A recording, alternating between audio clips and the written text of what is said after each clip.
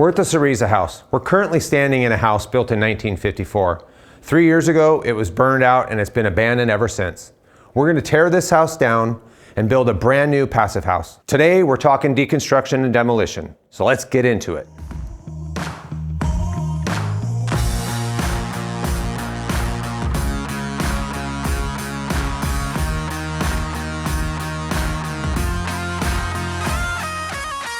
Today we're at the Cereza House, and we're with the project manager of this project, Brett Morrow, who's also the director of production for Earthbound Homes.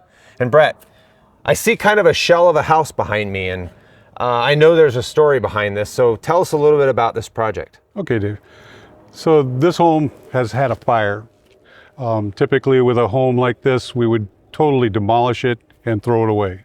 In this area where we're working though, a lot of it's going to be recycled and reused.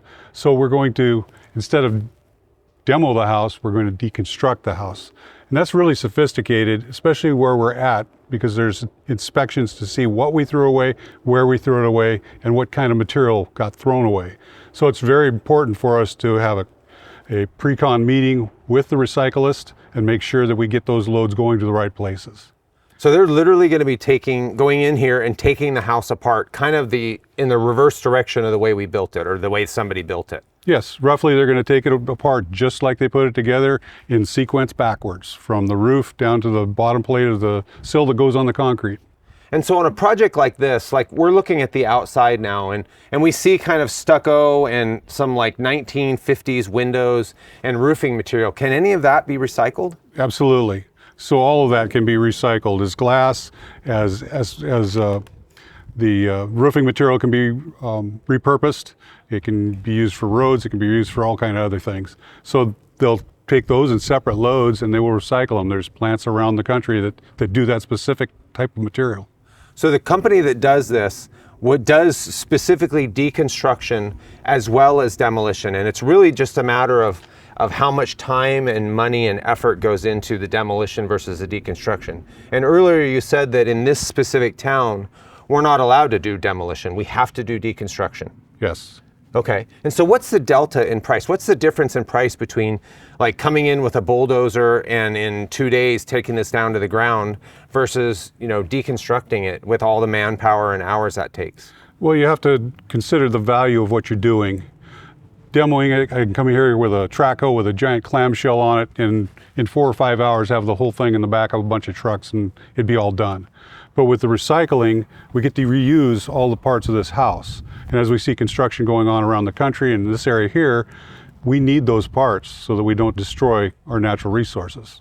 Great. So I think on this project, I remember that the demolition, if we were to demolish it, it would have been about $20,000. And deconstructing it is about 50% to 100% more expensive. Yes. So totally worth it in a person who's looking at keeping these things recyclable and keeping them reusable. Okay, so let's take a walk and let's actually look at what we have on the existing house to find out, what kind of materials we are going to be able to use. Because I also know that this house has largely been stripped because of the fire. So the fire releases a lot of toxic chemicals and it makes much of the house or much of the existing interior finishes really so destroyed that we can't really reuse those. And so those are already gone out of here, right? Right. Okay, so then let's take a walk and let's figure out what we've got going on.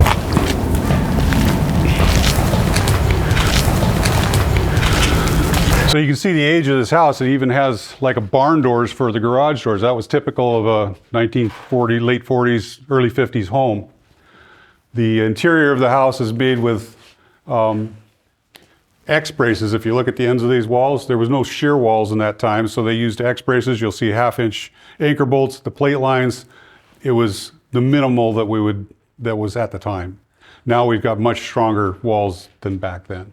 It is really, really black in here. Yes, you can see where the fire started over in this corner over here. It progressed up the ceiling, at which time the fire department put a hole in it in the roof and put that fire out up there. But the smoke penetrated the entire home and the walls had all been smoke damaged, so they had to take a lot of the insulation and wall materials out. So will this wood up here that is obviously been charred, I mean, that's not going to be recycled, right? Well, some of it is able to be recycled. You can't use it for anything that's going to be structural, but they can use it for blocking in walls and things like that. Okay. The wood you see over here in the corner is totally demolished. It's basically charcoal. You can't use charcoal for much more than barbecuing your hamburgers. Okay. But like this brick, like we could actually take and reuse this brick because people could make patios or things like that out of this, right? Absolutely. You take the brick down, you chip off the mortar, and you can reuse the brick. Okay, great. So let's continue. We talked about earlier that we actually have the furnace that was not very far away from this fire, and they're actually going to reuse that furnace. Yes, they had us pull that. They're going to reuse it. It's a fairly new furnace. Wow, that's great. Okay, so let's follow you in and let's talk about the rest, because I see a big empty room that's off the kitchen, off the garage, and I'm assuming it used to be a kitchen. Judging by the plumbing we have over here, this was the kitchen sink, the range area. This was the kitchen at one time. They've taken everything off the wall, everything out of the wall, partly because it was damaged, partly because that's rat nest and they wanted to get that so rats wouldn't come into the building. But I see that most of the wood looks completely undamaged. Like it's might as well just be brand new wood. It's just 70 years old. That's right. It's perfectly usable lumber. It's old growth, so it's better lumber for bearing and things like that. You got good flooring, 1x6 down here. The 1x6 was used to do the foundation at one time. They stripped the foundation, they put it diagonally on the floor. Now you got a really good floor diaphragm. So this is a replacement for what we now use as plywood for floors and walls. That's right. And so you mentioned earlier the old growth. So the old growth is suggested that it's older trees. Why is old growth trees better than new growth trees or younger trees? Because they were bigger, the growth layers were closer together, made them stronger. Oh. And as they grew tall in those woods, the limbs came detached up to the high ones, so that didn't have knots a lot in it. So a lot of old growth you'll think is clear lumber. It's not necessarily always clear, but most of it was clear lumber, strong lumber. So we're actually taking out wood that's actually better than the wood that we're going to build the new house with. Yes. So in this case, we got a lot of Douglas fir here. That finished off is a nice red tone. It's a beautiful thing to make flooring out of, make furniture out of, just about anything out of. Now I see up here that we have this ginormous duct. I mean, this thing's probably 2 feet in diameter and it's made out of steel.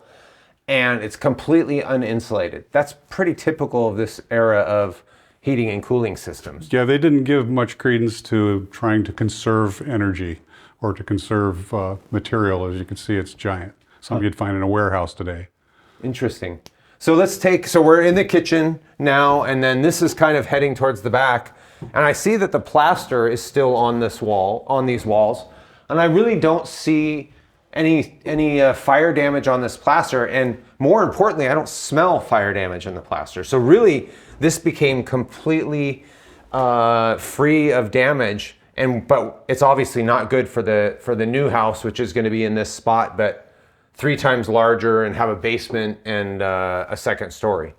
Yeah, you can see how it's built. If you look in these openings, they've got sheetrock up against the rafters themselves, and then they've plastered over that. Typically, when you find plaster in an older home, you'll find wood lath along the walls.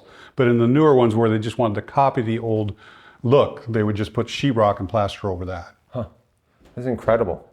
So really what we're trying to do in this project is take all the material that could possibly be used and save it, keep it from the landfill, only put into the landfill what can't be reused, as in the same material and the same function that it was being used at, or somehow recycled into a different product. So you mentioned the asphalt shingles up above. Like you can melt those down and they can actually use that in pavement for streets and roadways. Mm-hmm. And so we're offsetting that amount of material from the landfill and then saving the client and the environment the cost and the expense of basically demoing all that into a dump. Right. It kind of makes you feel a little guilty about the decades you crushed these and threw them in landfills when you could have been preserving them, building houses with them. So most of these houses, especially if they were built before 1976, have lead and asbestos in them. Is this project different? No, it has lead in the paint. It has asbestos in some of the glues that were used, some of the tile glues, some of the glues that they use for like the furnace. Okay. Those things have to be abated So an abatement crew will come in and they will extract that. They've already done that in this house, or we wouldn't be in here. So this is what we do the first thing. Now with the paint, it'll be dealt with in the recycling. We'll take that and put it in a separate thing that we'll dump, and it won't touch anything else. But normally we would have, if there was a lot of lead in the house, we would have an abatement crew come in and take the lead out also. Okay, so the next step after abatement, the next step is for guys to actually come down and start pulling it apart. Yes. Okay. It's not really the next thing because there's some inspections that go along with that. So we have to have the recycling specialist with whatever city we're in come and take a look at what we've got here with the person who's going to be doing the taking it apart. And they say, okay, we want this load of this load of this load of this. They want to separate it as much as they can so that it goes to the right recycling place. Once you get there okay, then you have the general inspector who's from the planning department come in, and he will look at the project, make sure it's safe, make sure that all the power, the gas, the sewer, the water, all those things are disconnected so that it's safe to go ahead with the project. After that, then you can have your deconstruction crew come in, and they will start with their job. So, as with everything in California, we have a series of steps to go through. Nothing's kind of linear or easy, but it's to make sure that we're meeting environmental standards, we're meeting health and safety standards, we're meeting recycling standards, we're really paying attention to the impact of all of the things that we're doing so that we don't have kind of guys running crazy and doing stuff without proper supervision to make sure they're doing it correctly. Well, sure, that's right. And it seems like it's uncomfortable. It seems like a lot to do, but once you've done it a couple times, it's easy to remember the next step and the next step and include those in your planning so that it goes smoothly and efficiently. Okay. So really, this project is the start of what's going to be an amazing about 18 months to 2 year long project. And there's going to be some things on this project that we've never even done before. And we're super excited to be part of this project. The new structure has been built and designed by David Arkin and Annie Tilt of Arkin Tilt Architects. And we're excited to work with them because they're really involved in embodied carbon, so the amount of energy that goes into making building materials. So this is going to be a great project. If you're interested in learning more about building science or following this project or other projects, please hit subscribe as we show you how we build a better way.